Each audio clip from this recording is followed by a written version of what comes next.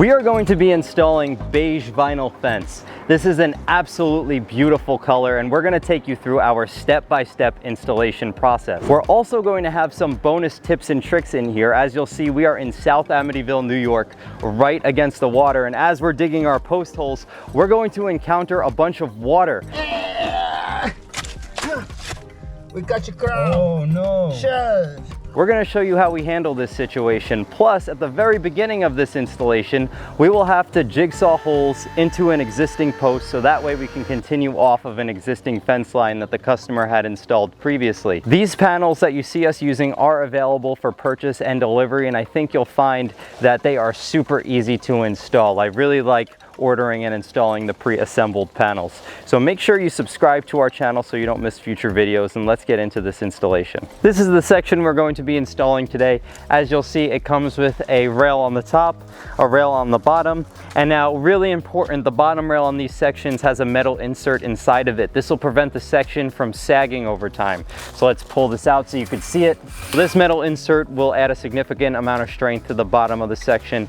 This bottom rail with this metal insert will be able to support the weight of this section for many years to come. All right, so we just slide that back on in there. And now each section is going to come with 15 boards. The amount of boards in the section will differ depending on the manufacturer you use, but this one is going to have 15 boards within the section, and you're going to have a side channel on each side. This right here is the side channel. This provides a nice flush transition between the section and the post. Your posts are going to come wrapped like this, and you would simply let me know when you're placing your order the amount of lines, ends, and corners you need. I really love installing these sections because, as you'll see, it comes in a nice neat package. The sections are going to come strapped together, so that way it makes the assembly really easy. Now, as you'll see, the customer already has some existing PVC fencing going this way. So just so everything looks continuous, we are going to just drill holes into this post here, so that way we can continue off of his existing fence.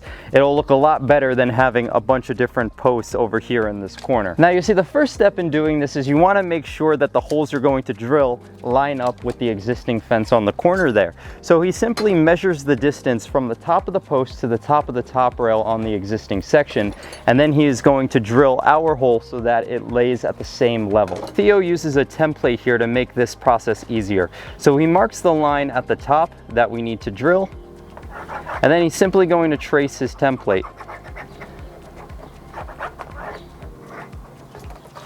Beautiful. So this is a 1.5 by 5.5 inch rail. So he's going to drill a hole that size. That's why he has the template here. Now, as you'll see, this hole is a little bit offset from the center.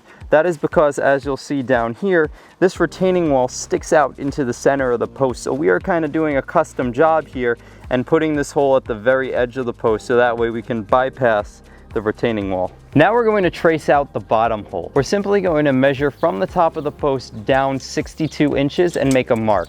That mark is going to be the bottom of the hole. Then we're going to take our template, put it up against that hole, and trace the outline. The reason we go 62 inches down is because our section is 60 inches high. Then we typically leave 2 inches at the top of the post for the post to stick up past the section. This leaves room for the decorative cap that we're going to put on at the end of the installation. To drill the holes in the post, you could either use a jigsaw or a router like we're using today.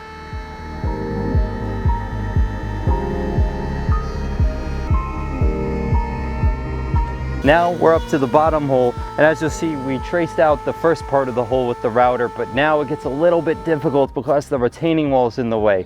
So Theo's gonna break out his Sawzall, and we're gonna try to get in there and do some surgery. Let's see how it goes.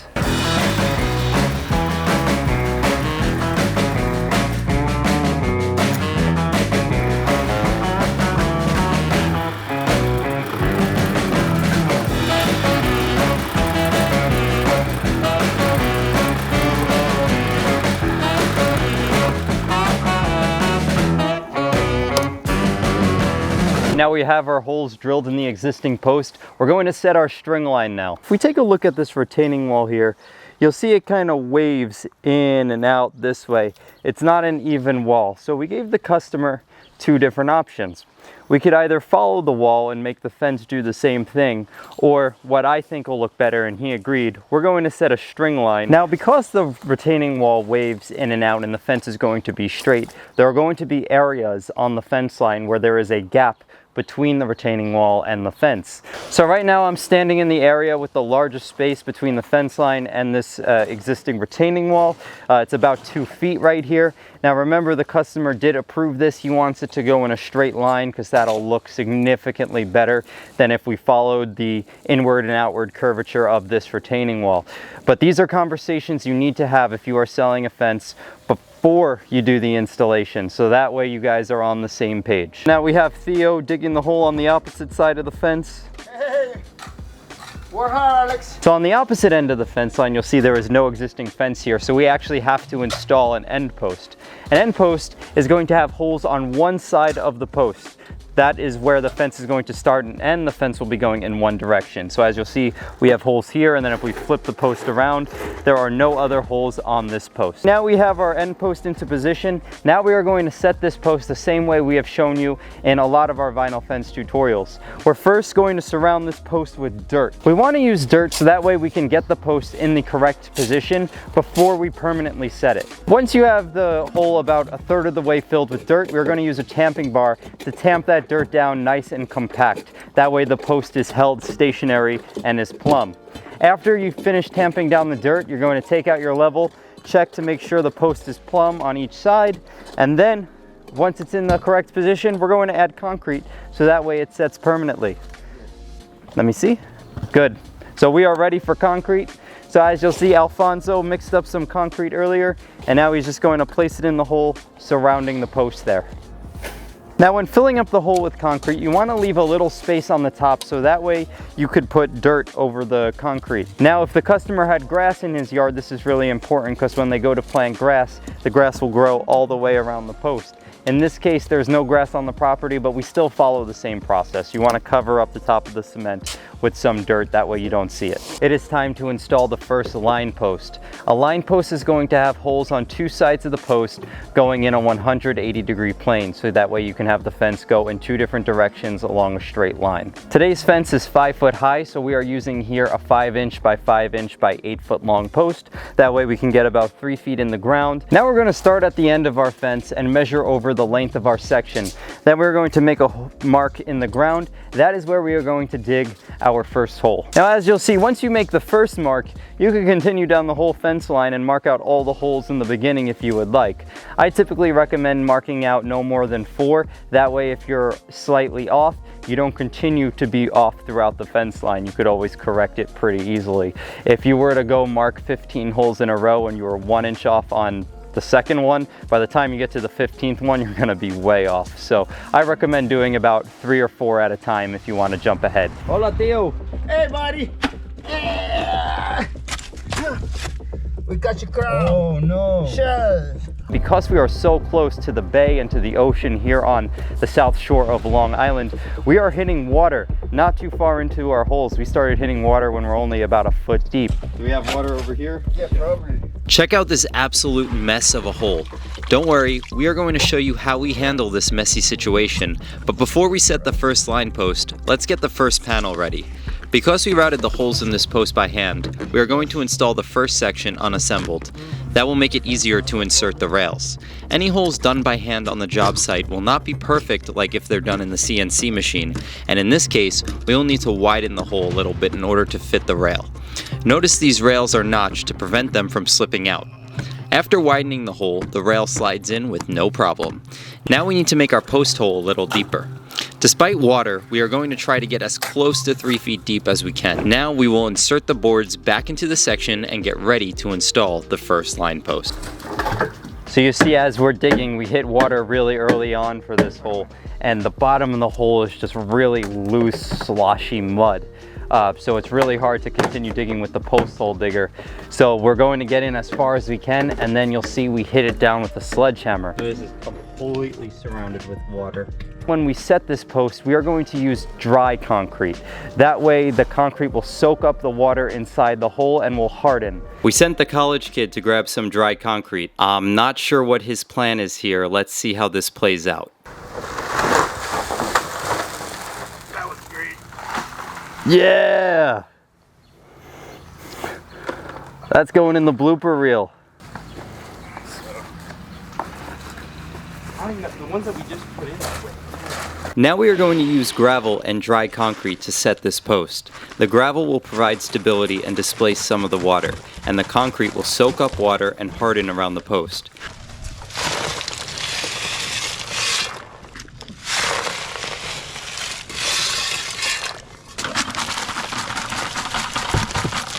Once it's in the hole, you want to just use your tamping bar to mix it as best you can. That'll simulate the effect of having mixed it in the wheelbarrow beforehand.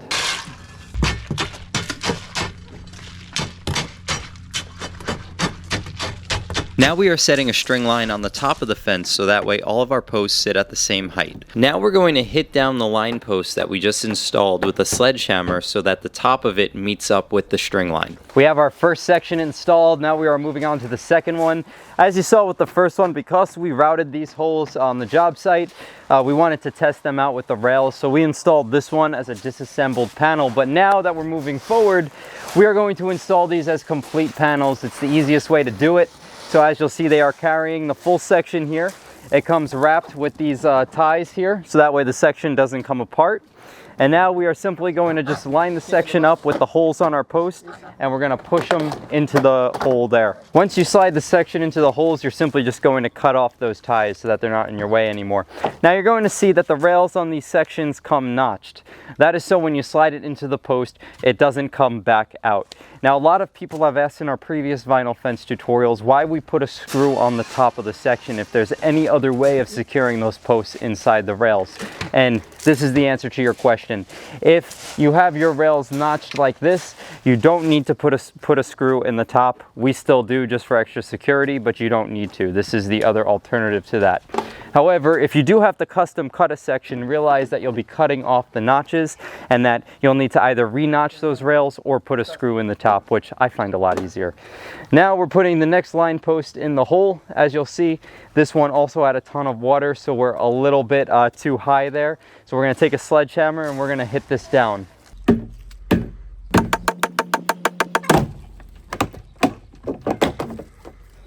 All right, so we have the section in place here, and as you'll see, Theo is just putting the screw in on the top for some extra security. Now, we set a string line across the top of the fence here because this property slopes up in this direction and we want to follow the grade of the property. If the property was level, we would simply just make sure each section is level after we install. But in this case, we want to follow the pitch going up this way. So we set our string line going down in a direct slope following the grade. That way we don't have to think so hard about which level to set our posts at. So as you'll see now, this section pitches up significantly. So we're simply going to start setting this post. We're going to put some gravel and concrete in here to secure it, and then we're going to hit it down after, so that way it follows the string line. So let's get started with securing this post. We're going to start by just putting some gravel into the post hole. That way we displace some of the water. As you'll see, that water level is rising once we put the gravel inside. And now we're going to add some dry concrete. Now we are going to once again hit the post down so that the top of it meets up with the string line. We are now up to our third section of fence, and this job is going nice and smoothly. If you're enjoying this fence installation video, you should hit that like button so that more people can discover this video. Now I really like these sections for a few reasons. Number one, they are super simple to install, and number two, they are also very simple to order. Using this job as an example, I would simply take my total measurement and divide it by 8. That'll give me the amount of sections I need. Then I would simply divide that line into the amount of posts I need. So in this case, I needed 7 sections. So I'm going to need 6 line posts and 2 end posts. Now, because on this job in particular, we're connecting into the existing post, I only ordered 1 end post. But if you don't want to deal with all the routing like you saw us do at the beginning of the video, you would simply just order another end post. Then for each post, you're going to need a cap. It really is that simple. You could just break out your material list and then send that to me if you'd like to place an order. You can text or call the number here, that is my cell, and I'd be happy to assist you with your order. We ship all over the country. If you don't feel comfortable doing the math yourself, you could also text me a picture of the diagram like the one here, and then I could break out the material list with you. It's really simple. We are now up to the fourth section. Installing these assembled panels is just like doing a puzzle, except there is no guesswork involved. Simply put the rails into the holes in your posts. We install the section into the preceding post first. That is the post we stabilized with gravel and concrete. Then we leave the following post loose while we install the section. After the section is inserted, we will stabilize that post just like you've seen us do before, and then we'll simply repeat the process. Now, because the holes were so wet and messy in this installation, we're going to put some concrete inside the post as well, just for extra stability. If you're looking to install a colored vinyl fence, I really like this beige tone for a couple of reasons. Number one, it's not a huge markup in price from your typical white vinyl fence. And number two, this fence is beige through and through. It is 100% beige. What I just said would also apply to a gray vinyl fence, which you saw us install recently in a video a few weeks ago. Now we are on our fifth section, and I'm going to speed things up.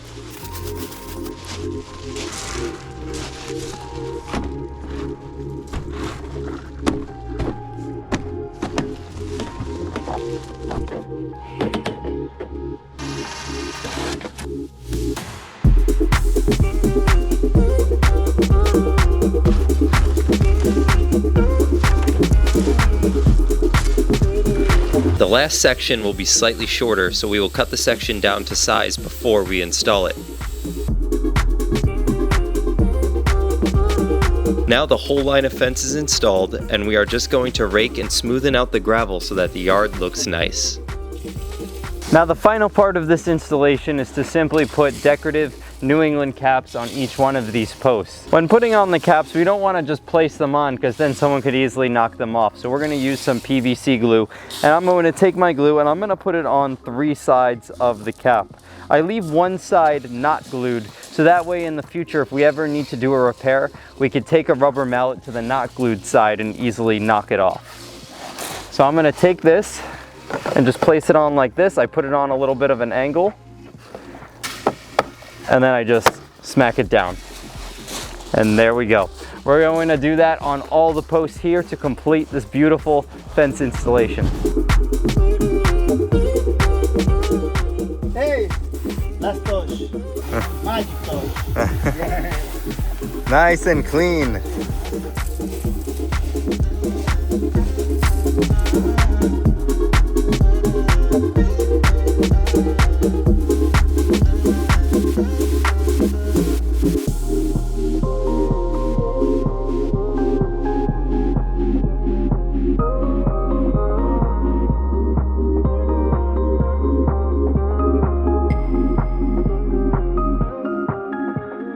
If you found this video useful, please hit that thumbs up button. It helps us get discovered by more people who could potentially benefit from this content. Use this button to subscribe to our channel. We release 2 new videos every week, and you don't want to miss them. Here is some related content that I think you'll find useful, and we will see you in the next video. Thank you.